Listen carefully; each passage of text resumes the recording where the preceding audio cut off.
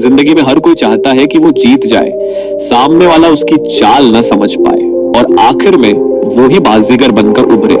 लेकिन सच तो ये है कि चाल सिर्फ समझदार लोग ही चल पाते हैं, और वो भी तब जब उनके पास धैर्य, सोच और सही समय पर सही कदम उठाने की क्षमता होती है। चाल चलना मतलब धोखा देना नहीं है। चाल चलना मतलब अपने दिमाग का ऐसा इस्तेमाल करना है जिससे सामने वाला आपकी गहराई तक पहुंच ही ना पाए। जिंदगी में चाल सिर्फ खेल के मैदान में नहीं, बल्कि रिश्तों में, बिजनेस में, राजनीति में और यहाँ तक कि रोजमर्रा के फैसलों में भी काम आती है। अगर आप सोचते हैं कि सिर्फ ताकतवर लोग ही जीतते हैं, तो आप भूल कर रहे हैं, क्योंकि इतिहास गवाह है कि ताकत से ज्यादा चालाकी ने दुनिया की दिशा बदली है। लेकिन रुकिए दोस्तों, आपके लिए इतनी मेहनत करते हैं वीडियो बनाने में, तो वीडियो को एक लाइक और एक प्यारा सा कमेंट तो आप कर ही सकते हो। चैनल को सब्सक्राइब करके कमेंट में बताओ कि आप ये वीडियो कहां से देख रहे हो। चलिए वीडियो में आगे बढ़ते हैं। आचार्य चाणक्य कहते हैं कि जो अपनी चाल छिपाकर चलता है, वही अंत में दुश्मन को बिना तलवार निकाले हरा देता है। चालाकी और रणनीति में यह अंतर है कि चालाकी अचानक काम करती है और रणनीति लंबे समय तक सोची समझी योजना होती है। लेकिन जब दोनों का मेल हो जाए, तो सामने वाला चाहे जितना तेज हो, वो आपकी अगली चाल भाप ही नहीं पाता। आपको पहले यह समझना होगा कि सामने वाले के दिमाग में क्या चल रहा है, उसकी सोच की दिशा क्या है और उसकी कमजोरियां कहां हैं। जब आप उसकी कमजोरी पहचान लेते हैं, तभी आप वो चाल बना सकते हैं जो उसके लिए अनदेखी हो। चाल ऐसी चलनी चाहिए कि सामने वाला सोच भी ना पाए कि आपने पहले से उसकी हर चाल का जवाब तैयार कर रखा है। जैसे शतरंज के खेल में एक खिलाड़ी सिर्फ मोहरे नहीं चलता, वो सामने वाले के अगले 10 कदम पहले ही सोच लेता है। अगर आप सिर्फ आज की चाल सोचेंगे, तो आप कल हार जाएंगे। लेकिन अगर आप कल और परसों की चाल आज से सोच रहे हैं, तो सामने वाला आपके जाल में फंस चुका है, उसे पता भी नहीं चलेगा। ये वही खेल है जिसमें आप उसके सामने मुस्कुरा रहे होते हैं, लेकिन भीतर ही भीतर उसकी हार का नक्शा बना चुके होते हैं। जिंदगी में चाल चलने का सबसे पहला नियम है, सामने वाले को कभी ये महसूस ना होने दो कि आप चाल चल रहे हो। अगर उसे शक हो गया, तो खेल वहीं खत्म। इसीलिए आपकी बातों में, आपके व्यवहार में और आपके काम में एक मासूमियत का पर्दा होना चाहिए। सामने वाले को लगे कि आप सरल हो, सीधे हो और उसकी भलाई सोचते हो, लेकिन अंदर से आपको हर स्थिति के लिए तैयार रहना है। याद रखिए, सबसे खतरनाक योद्धा वो होता है जो युद्ध के मैदान में शांत खड़ा होता है, क्योंकि उसकी तलवार से ज्यादा तेज उसका दिमाग होता है। दूसरा नियम है, सामने वाले को हमेशा उसके भरोसे के घेरे में रखना। लोग उन्हीं पर भरोसा करते हैं जो उन्हें सुनते हैं, उनकी हाँ में हाँ मिलाते हैं और कभी उनका अपमान नहीं करते। लेकिन यही भरोसा आपके लिए हथियार बनेगा, क्योंकि भरोसा दिल में एक दरवाजा खोल देता है और वहीं से आप अपनी चाल अंदर डाल सकते हैं। सामने वाला जितना आपके भरोसे में रहेगा, उतना ही उसकी नजर आपके असली इरादों से दूर रहेगी। तीसरा नियम, चाल हमेशा समय देखकर चलो। समय से पहले चली गई चाल खुद के लिए गड्ढा खोदने के बराबर है, और समय के बाद चली गई चाल मौके को खो देने के बराबर है। आपको ये सीखना होगा कि सही समय पर सही कदम कब उठाना है। ये समय पहचानने के लिए धैर्य चाहिए और धैर्य रखने के लिए आत्मनियंत्रण। अगर आप बेसब्र हैं, तो आपका चेहरा और आपकी हरकतें आपकी अगली चाल खोल देंगी। जब आप चाल चलते हो, तो याद रखो कि उसमें कई परतें होनी चाहिए। पहली परत इतनी साफ हो कि सामने वाला उसे देख सके और समझ ले कि यही आपकी असली चाल है। लेकिन असल चाल उस परत के पीछे छुपी होनी चाहिए। ये उसी तरह है जैसे किसी को नकली चाबी देना, ताकि वो उसे असली समझकर दरवाजा खोलने की कोशिश करता रहे, लेकिन असली ताला तो आपकी पकड़ में हो। सामने वाला उस नकली चाल में इतना उलझ जाए कि उसे लगे कि वो जीत रहा है, और उसी समय आप उसकी असली हार की तैयारी पूरी कर लें।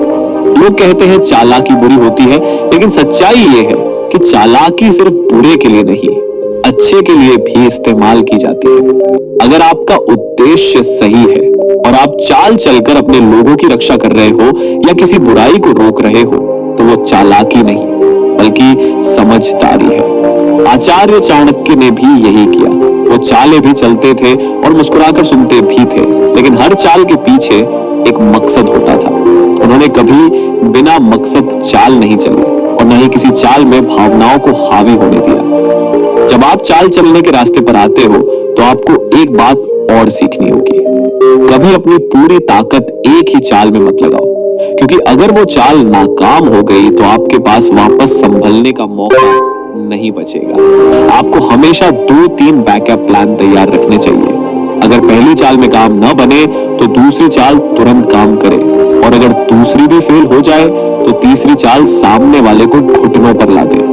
यही वजह है कि चालाक लोग हमेशा कम बोलते हैं, क्योंकि बोलने से ज्यादा सुनने में असली ताकत छुपी होती है। जिंदगी में सबसे बड़ी चाल वो है जिसमें सामने वाला जीतता हुआ दिखे, लेकिन असल में उसकी जीत आपकी योजना का हिस्सा हो। उसे लगे कि उसने आपको हरा दिया है, और ठीक उसी पल आप उसके लिए वो दरवाजा बंद कर दें जिससे वो अंदर आया था। ये तरीका सामने वाले को सिर्फ हराता ही नहीं, बल्कि उसे सोचने पर मजबूर कर देता है कि आखिर गलती कहां हुई। और जब वो सोच में उलझा होगा तब आप अगली चाल की तैयारी कर चुके होंगे। लेकिन चाल चलने से पहले आपको खुद को बदलना पड़ेगा।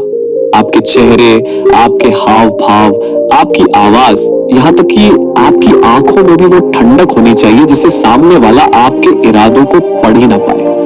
आपकी हर हरकत एक सामान्य इंसान जैसी हो, ताकि कोई शक न कर सके।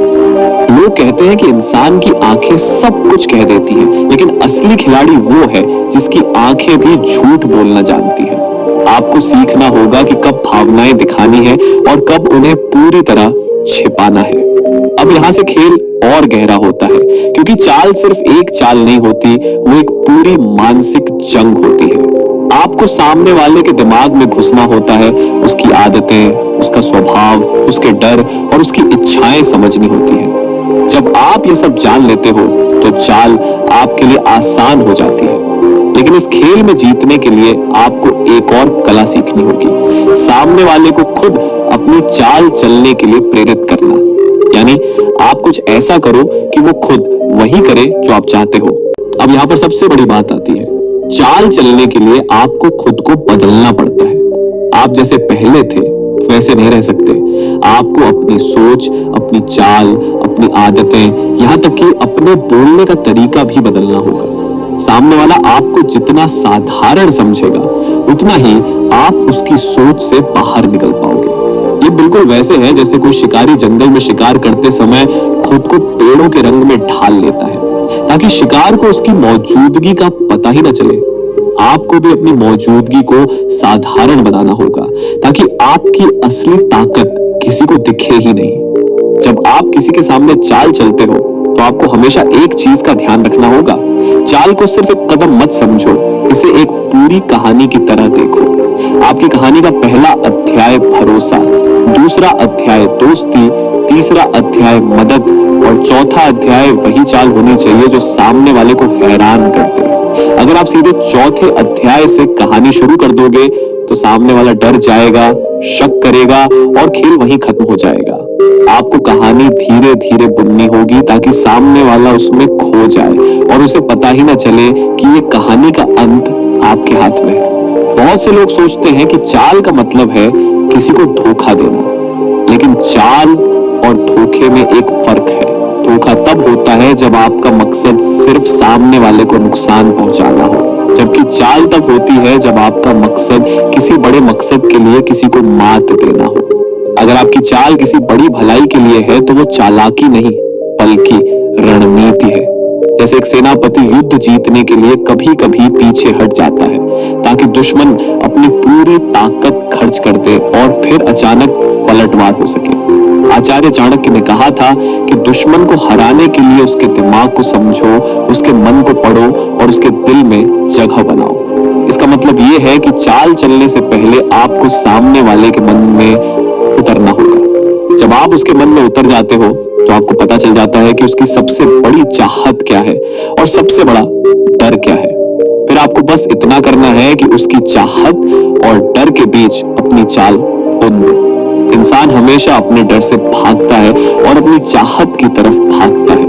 अगर आपने इन दोनों को कंट्रोल कर लिया तो आपने उसके पूरे जीवन को कंट्रोल कर लिया। अब सोचिए, अगर आप किसी से सीधी लड़ाई लड़ते हो तो उसमें जीत हार तुरंत तय हो जाती है। लेकिन अगर आप चाल चलते हो तो सामने वाला हारने के बाद भी समझ नहीं पाता कि वो हारा कैसे। ये सबसे खतरनाक जीत होती है, क्योंकि इसमें सामने वाला दोबारा आपके सामने खड़ा होने से पहले 100 बार सोचेगा। वो आपके इरादों को समझने की कोशिश करेगा, लेकिन आपके इरादे इतने गहरे होंगे कि वो सिर्फ सतह तक ही पहुंच पाएगा। यही वजह है कि चाल हमेशा गहराई में खेली जाती है, सतह पर नहीं। इस खेल में सबसे बड़ा हथियार आपका धैर्य है। अगर आपने जल्दी दिखा दी तो चाल का असर खत्म हो जाएगा। आपको सामने वाले को आराम से चलने देना है, उसे ये एहसास होने देना है कि वो जीत रहा है। जैसे कोई मछुआरा जाल पानी में डालकर तुरंत नहीं खींचता, बल्कि मछली को उस जाल में उलझने देता है। आपको भी सामने वाले को उलझने देना है और सही वक्त पर जाल खींचना है।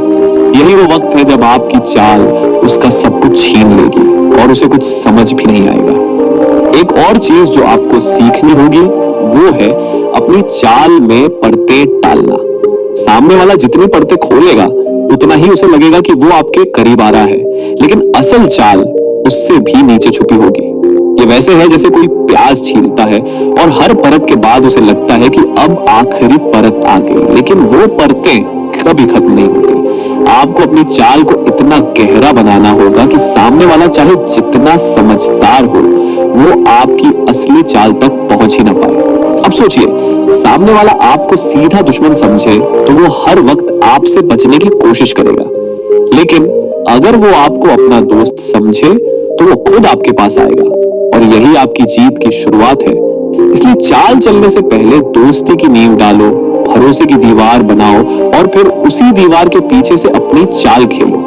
सामने वाला कभी शक भी नहीं करेगा, क्योंकि उसने उस दीवार को खुद बनाने में मदद की है। लेकिन ये खेल यही खत्म नहीं होता, क्योंकि चाल सिर्फ एक बार चलकर जीतने का नाम नहीं है। चाल एक आदत है, एक निरंतर चलने वाली प्रक्रिया है।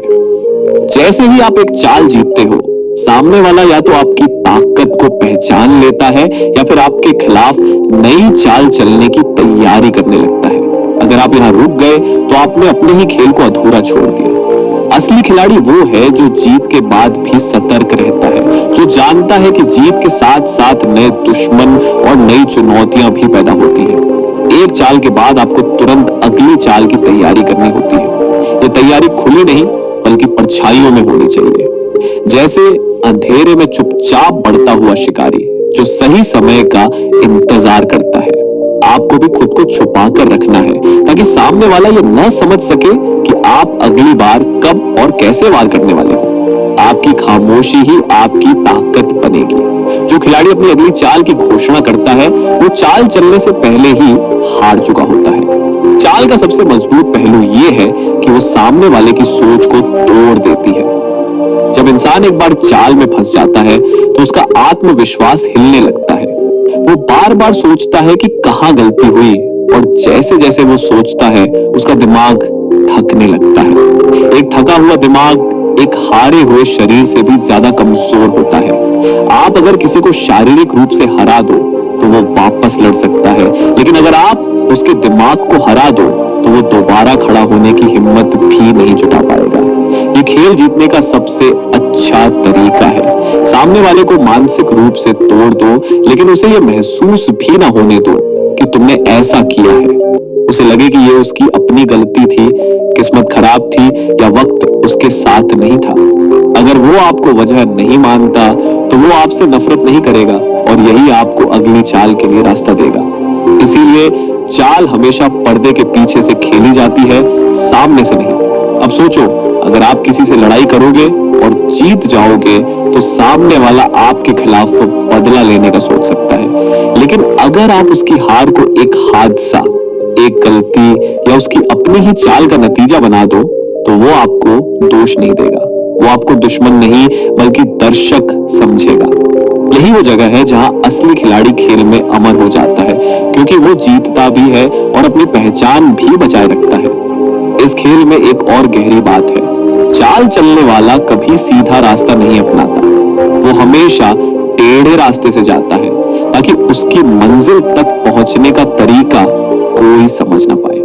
सीधा रास्ता सबको दिखता है, टेढ़ा रास्ता सिर्फ खिलाड़ी को पता होता है, और जब तक सामने वाला उस रास्ते को समझने की कोशिश करेगा, तब तक आप अपनी मंजिल तक पहुंच चुके होंगे। चाल का एक और राज है, इसमें कभी भी अपनी पूरी ताकत पहले ही वार में मत दिखाओ। आपको बस इतना करना है कि सामने वाला आपकी क्षमता को कम आंके। जब वो आपको हल्का समझने लगे, तो आप अचानक अपनी असली ताकत का इस्तेमाल करो। ये वार उसे सिर्फ हराएगा नहीं, बल्कि उसकी पूरी सोच को हिला देगा। इंसान को सबसे ज्यादा चोट तब लगती है जब उसे लगता है कि वो जीत रहा है और आखिरी पल में उसकी हार हो जाती है। ये हार उसके दिमाग में हमेशा के लिए बैठ जाती है। अब यहाँ पर धैर्य का इम्तिहान आता है। बहुत से लोग चाल में इसलिए हार जाते हैं क्योंकि वो अपनी योजना को पूरा होने से पहले ही उजागर कर देते हैं। उन्हें लगता है कि अब वक्त आ गया है, लेकिन वक्त से पहले चली गई चाल असफल हो सकती है। आपको एक शिकारी की तरह इंतजार करना होगा, सही वक्त का, सही स्थिति का और सही माहौल का। ये इंतजार कभी कभी थका देता है, लेकिन जो खिलाड़ी इंतजार नहीं कर सकता, वो खेल ही नहीं जीत सकता।